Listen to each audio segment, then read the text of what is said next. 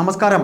ഏതാണ്ട് ഒരു കൃത്യം പറഞ്ഞാൽ 1.5 മാസത്തിന് മുൻപ് ഉള്ള ഒരു പ്രഭാതത്തിൽ തങ്ങളുടെ പ്രിയപ്പെട്ട പിതാവ് വരുന്ന ട്രെയിനും നോക്കി നിന്ന ആ 2 പെൺകുട്ടികളും അമ്മയ്ക്കും തങ്ങളുടെ അച്ഛൻ വരേണ്ട കൂപ്പയിൽ അദ്ദേഹം ഇരുന്ന് വരേണ്ട യാത്ര ചെയ്ത് വരേണ്ട ട്രെയിനിൽ അദ്ദേഹം ഇല്ല, അവരുടെ അച്ഛൻ ഇല്ല എന്ന് പറയുന്നിടത്ത് മുതലാണ് കേരളത്തെ ഇന്ന് ഇളക്കി മറിക്കുന്ന, കേരള സമൂഹത്തിൻ്റെ മുന്നിൽ ചോദ്യചിഹ്നമായി നിൽക്കുന്ന ആ കുടുംബത്തിൻ്റെ വേദന ആരംഭിക്കുന്നത്.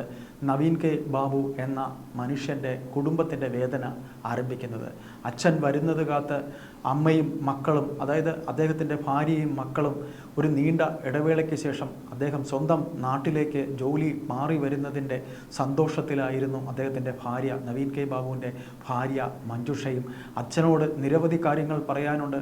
അതിൽ പഠനകാര്യം മുതൽ ചേച്ചിക്ക് അനിയത്തിയെക്കുറിച്ചും അനിയത്തിക്ക് ചേച്ചിയെക്കുറിച്ചും സ്വന്തം അച്ഛനോട് മക്കൾക്ക് ചോദിക്കാനുണ്ടായിരുന്നു. ഇങ്ങനെ ഒരു കൊച്ചു കുടുംബത്തിൻ്റെ അവരുടെ സന്തോഷത്തെ, അവരുടെ ജീവിതത്തിലെ സന്തോഷത്തെ തല്ലിക്കെടുത്തിയ ഒരു കൂട്ടം പേരെ രക്ഷപ്പെടുത്താനായി ഈ സർക്കാരും ആ ഭരണകൂടത്തിലെ മറ്റ് ശക്തി ഉപയോഗിച്ച് ചെറുക്കുന്നു എന്നുണ്ടെങ്കിൽ അതിൽ പരം പാതകം ഒന്നും തന്നെ ഇല്ല എന്ന് പറഞ്ഞുകൊണ്ട് ഈ ചെറിയ വീഡിയോയുടെ ഇതിലൂടെ പറയാൻ ഉദ്ദേശിക്കുന്ന കാര്യത്തിലേക്ക് നമുക്ക് കടക്കാം. അതായത്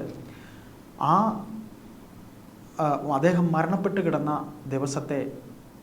ആ ദിവസം രാവിലെ ഡ്രൈവർ ഷംസുദ്ദീൻ അവിടെ മുതൽ തന്നെ നമുക്ക് സംസാരിച്ച് തുടങ്ങാം. എന്നാൽ ഒരല്പം പിറകിലേക്കൊന്ന് പോയാൽ സാധാരണ യിൽ നിന്ന് വ്യത്യസ്തമായി അദ്ദേഹത്തിൻ്റെ നവീൻ കെ ബാബു എന്ന ഉദ്യോഗസ്ഥൻ്റെ കൂടെ ജോലി ചെയ്യുന്നവരുടെ ഒക്കെ കൂടിയുള്ള അദ്ദേഹത്തിൻ്റെ ഒരു യാത്രയയപ്പാണ് അവിടെ സംഘടിപ്പിക്കുന്നത്.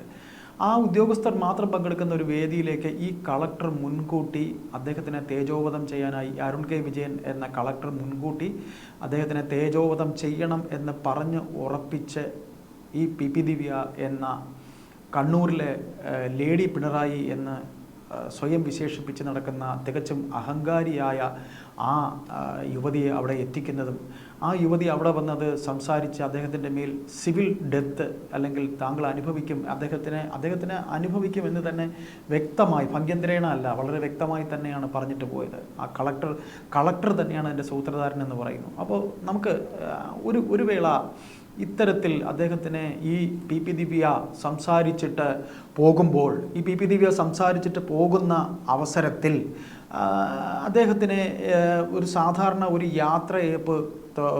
യാത്രയയപ്പ് ചടങ്ങെന്ന് പറയുമ്പോൾ കൂടെ ജോലി ചെയ്യുന്നവർ തീർച്ചയായും അദ്ദേഹം പോകുന്ന ആരായാലും, അതിപ്പോൾ കണ്ണൂരല്ല വേറെ ഏത് ജില്ലയിൽ ഏത് സ്ഥലത്തായാലും താങ്കളുടെ സബോർഡിനേറ്റ്സ് അല്ലെങ്കിൽ താങ്കളുടെ സുപ്പീരിയർ ഓഫീസർ ആയിരുന്നാൽ കൂടെ ജോലി ചെയ്യുന്നവർ അദ്ദേഹത്തിനെ പോകുന്ന ആളിന് യാത്ര അയക്കാൻ മിനിമം ഒരു 5 പേരെങ്കിലും പോകാറുണ്ട്.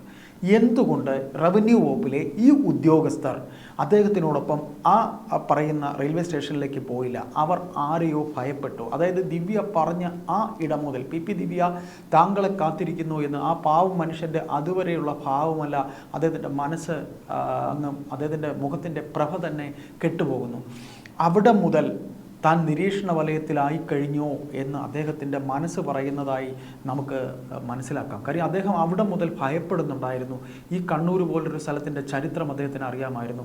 താൻ ആരാലൊക്കെയോ വാച്ച് ചെയ്യപ്പെടുകയാണ് എന്നുള്ളൊരു പേടി അദ്ദേഹത്തിനെ ബാധിച്ചിട്ടുണ്ടോ എന്നൊരു സംശയം കൂടി നമുക്ക്. കാര്യം അദ്ദേഹത്തിൻ്റെ അതുവരെയുള്ള ഭാവമല്ല പിന്നീടുള്ളത്. ശരി ആവട്ടെ. അപ്പോൾ ഇത്തരത്തിൽ കൂടെ വരേണ്ട ഉദ്യോഗസ്ഥർ വന്നില്ല. പിന്നീട് നമ്മുടെ മറ്റൊരു ചോദ്യം, ഒരു ഡ്രൈവർ എന്ന് പറയുമ്പോൾ, ഞാൻ ആദ്യം പറഞ്ഞിടത്ത് തന്നെ പറയുകയാണ്, ഒരു ഡ്രൈവർ എന്ന് പറയുമ്പോൾ അദ്ദേഹത്തിൻ്റെ സന്തത സഹചാരിയാണ്.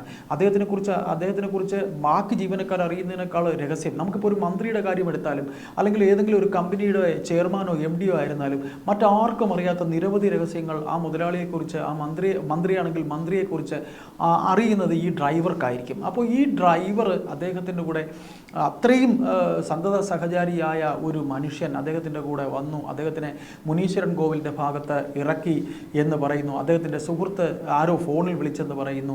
ഒക്കെ ശരി, അദ്ദേഹത്തിന് അവിടെ ഇറക്കി എന്ന് പറയുന്നു. എന്നിട്ട് ഈ ഡ്രൈവർ പോയി എന്ന് പറഞ്ഞിട്ട് നമുക്ക് ഇവിടെ ചോദിക്കാനുള്ളൊരു ചോദ്യം, ഇത്രയും ഇൻറ്റിമസിയായി അദ്ദേഹത്തിൻ്റെ തലേ ദിവസവും കണ്ടിരുന്ന അദ്ദേഹത്തിനെ കൊണ്ട് അദ്ദേഹം വീട്ടിൽ പോയി എന്ന് കരുതിയിട്ടാണോ ഷംസുദ്ദീൻ പോയത്, അല്ലെങ്കിൽ അദ്ദേഹത്തിന് യാത്രയാക്കിയിട്ട് പോയ ഷംസുദ്ദീൻ അദ്ദേഹം ചെല്ലുമ്പോൾ ക്വാർട്ടേഴ്സിൽ ഷംസുദ്ദീനാണ് ആദ്യം ആ വീട്ടിൽ ആദ്യം കയറി ചെല്ലുന്നത്. 6:15 ആ വീട്ടിൽ ആ പ്രഭാതത്തിൽ ഷംസുദ്ദീൻ കയറി ചെല്ലുമ്പോൾ ആ മരണം നടന്ന ആ ദിവസം ചെല്ലുമ്പോൾ തുറന്നു കിടക്കുന്ന ഡോറും അദ്ദേഹം മരിച്ച നിലയിൽ കണ്ടാൽ ഒരു സാധാരണക്കാരനായ ഡ്രൈവർ തൻ്റെ മേലുദ്യോഗസ്ഥനോട് സ്നേഹമുള്ള ഡ്രൈവറാണ് എന്നുണ്ടെങ്കിൽ ആദ്യം ആ രംഗം കണ്ടാൽ അവൻ കയറി ചെന്ന് പിടിക്കുന്നത് ആ ശവശരീരത്തിലോ അല്ലെങ്കിൽ ആ മരണപ്പെട്ട് കിടക്കുന്ന മനുഷ്യനെയോ ആയിരിക്കും.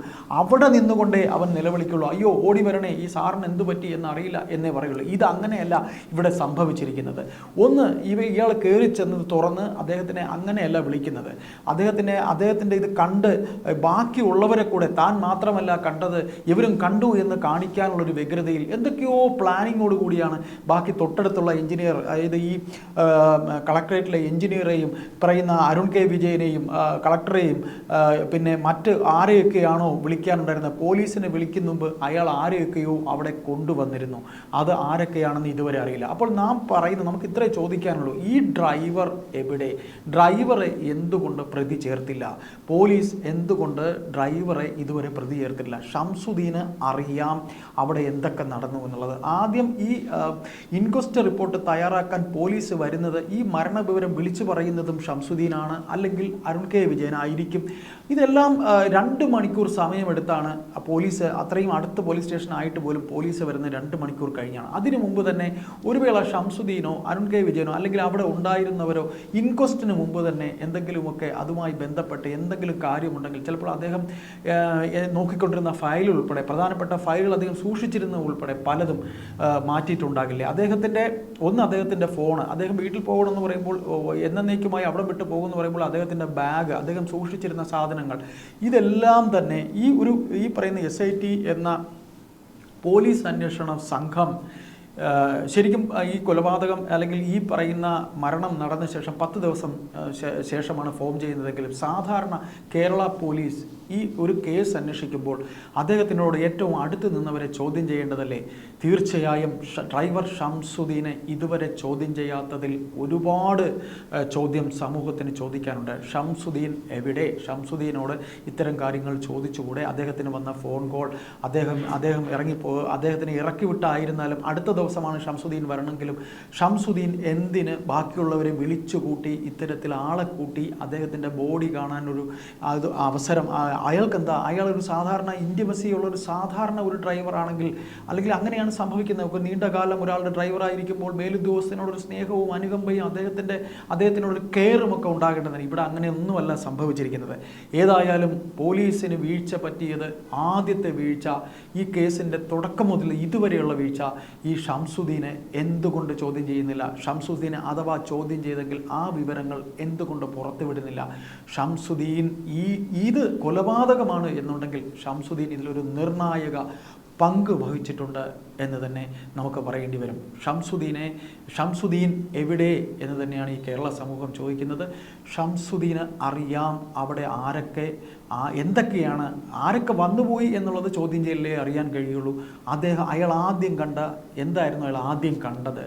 അല്ലെങ്കിൽ ഈ പറയുന്ന രീതിയിൽ അവിടെ ആ സറൗണ്ടിങ്സിൽ കണ്ട എന്തൊക്കെയാണ്? ഒരു മൽപ്പിടുത്തമൊക്കെ നടക്കുകയാണെങ്കിൽ അത്തരത്തിൽ മൽപ്പിടുത്തത്തിൻ്റെ ഒക്കെ തന്നെ ആ ഒരു സിംറ്റംസ്, അദ്ദേഹത്തിനെ കൊല്ലാൻ ശ്രമിച്ചതോ, അദ്ദേഹത്തിനെ പിന്നെ ആത്മഹത്യ ചെയ്യാൻ പ്രേരിപ്പിച്ചതോ, അല്ലെങ്കിൽ അദ്ദേഹം കായിക ശക്തി എന്തായാലും അദ്ദേഹത്തിന് ഇല്ലാതിരിക്കില്ല.